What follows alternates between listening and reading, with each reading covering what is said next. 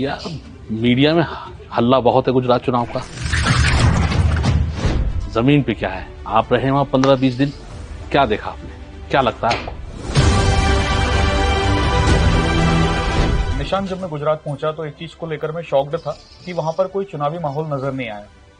मैं अहमदाबाद गया था, अहमदाबाद से वडनगर गया। बहुत शोर मच रहा है। हाँ, टीवी में शोर मच रहा है, लेकिन जब ग्राउंड पर हम गए तो वहां पर कोई चुनावी माहौल दिखा नहीं मुझे। ना कोई होर्डिंग्स दिखे, ना कोई रैली दिखी, ना कुछ रोड शो दिखा।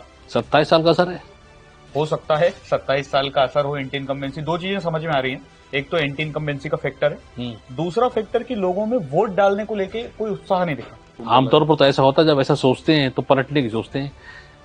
हाँ, तो क्या पलट रहा है कुछ मामला? ये ऐसा होता है कि एंटी इनकम्बेंसी जब रहती है तब गवर्नमेंट के हारने के चांस ज्यादा रहते हैं। लेकिन अभी जितने भी एग्जिट पोल आए वो रियलिटी से तो दूर लग रहे हैं, लेकिन ऐसा लग रहा है कि बीजेपी सत्ता में रहेगी।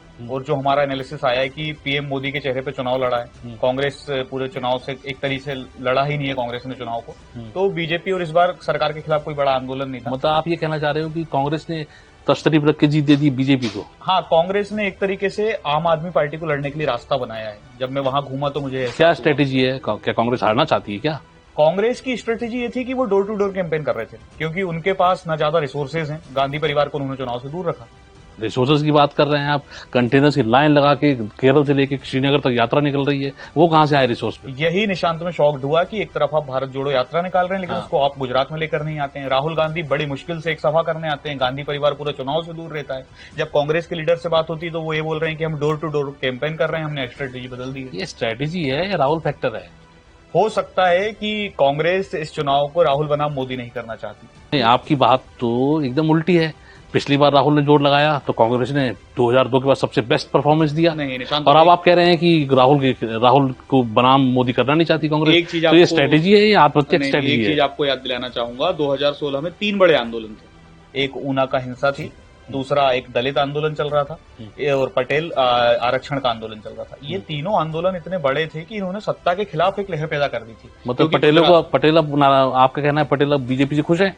हाँ, क्योंकि बीजेपी ने जो 10% आरक्षण की व्यवस्था की है ईडब्ल्यूएस वाली, उसमें कहीं ना कहीं पटेल एडजस्ट हो गए बीजेपी के लिए, इसलिए हाँ इस बार पटेलों का ऐसा। तो हार्दिक पटेल जैसे लोगों का क्या काम है फिर?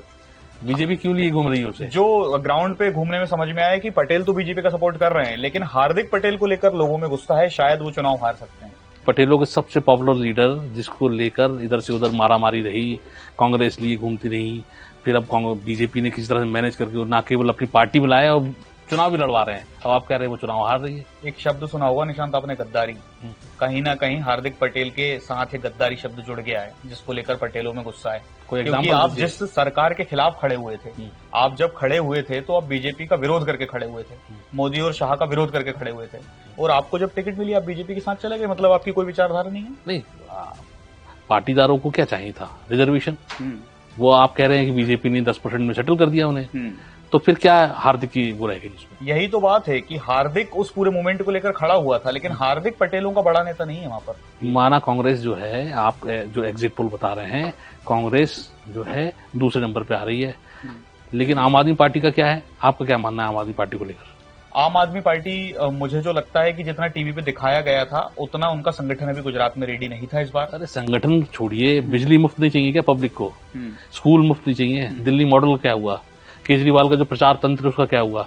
अब आप उसकी देखें, ऑप्टिक्स देखें, तो किसी भी जगह पर मैं तो कहीं भी ये नहीं मान रहा हूं कि बीजेपी से हल्के पड़े आम आदमी पार्टी। नहीं, लोग ये सब चीजें चाहते हैं फिर, लेकिन आपको चुनाव जीतने के लिए एक संगठन की जरूरत पड़ती है, जो आपका ऊपर से लेकर नीचे तक रहता है। कार्यकर्ताओं की जरूरत पड़ती है, जो लोगों तक आपका मैसेज पहुंचाते हैं। आम आदमी पार्टी गुजरात के लिए नहीं है, अभी उनका वहां पर संगठन नहीं है, उनके कार्यकर्ता नहीं है। पंजाब में क्या चमत्कार हुआ? पंजाब में भी इस चुनाव के पहले वो लड़ रहे थे, हो सकता है इस बार उनकी जमीन तैयार हुई और 27 में वो गुजरात में जीत जाए।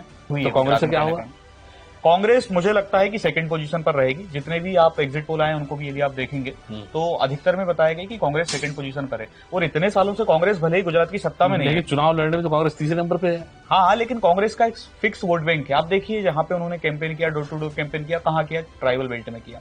राहुल गांधी को लेकर जो कांग्रेस को वोट देते हैं, 40% लगभग अमूमन वोट है कांग्रेस को मिल ही जाते हैं। इसी तरीके से इसी कारण निशान के लग रहा है कि आम आदमी पार्टी ने कांग्रेस ने एक तरह से आम आदमी पार्टी के लिए रास्ता बनाया है। ऐसा चर्चा भी है, कांग्रेस ने और आम आदमी पार्टी ने चुपचाप हाथ मिला लिया। ये कि हो भाई सकता मुझको है। गुजरात में मत छेड़ो और आप मुझे हिमाचल में मत छेड़ो। हाँ। भाई क्या वजह है आखिर हिमाचल में शुरुआत में आम आदमी पार्टी गई, हल्ला मचाया, उसके वापस आ गई, और इधर जो है कांग्रेस भी ड्रॉ कर गई।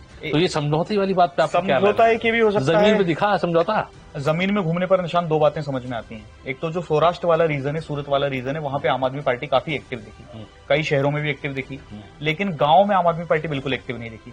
गांव में कांग्रेस एक्टिव है, सालों से गांव के जो वोट हैं गुजरात में वो कांग्रेस को मिलते रहे हैं। लेकिन ये थ्योरी कहीं से समझ में नहीं आई है, या ये किसी ने नहीं हमें बताया है कि आम आदमी पार्टी और कांग्रेस हाथ मिला चुके हैं। लेकिन एक थ्योरी तो ये भी आ रही है ना कि बीजेपी खुद चाहती थी कि 6% वोट शेयर आम आदमी पार्टी काटे ताकि जो सीटें एडजस्ट हो सके, उसका चुनावी गणित ठीक से। बीजेपी की तो एक ही थ्योरी है, देखिए क्या थ्योरी है, हिंदू बनाम मुसलमान कराइए और चुनाव जीतिए।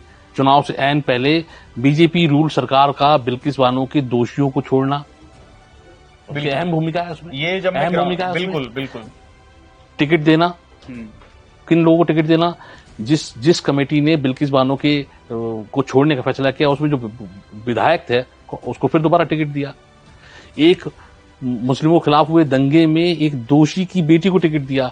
तो बीजेपी, क्या आपको नहीं लगता है बीजेपी साइलेंट मोड में फिर दोबारा से हिंदू मुसलमान कराया है इसमें? नहीं बिल्कुल। बाकी सारे फैक्टर्स खत्म हो गए। जब मैं गुजरात में ग्राउंड पर गया था, तो जब मैं द्वारिका गया, मुझे वहां पता चला कि बेट द्वारिका में अतिक्रमण ढाया गया है। जब मैं बेट द्वारिका पहुंचा तो पता चला कि मस्जिद और मज़ारें तोड़ी गई हैं। तो अतिक्रमण वहाँ पे होता है, मंदिर 80% से मस्जिद ज्यादा मुस्लिम रहते हैं। हालांकि आरएसएस के एक नेता ने मुझे बोला कि नेशनल सिक्योरिटी के लिए इशू बन गए थे और अवैध थे।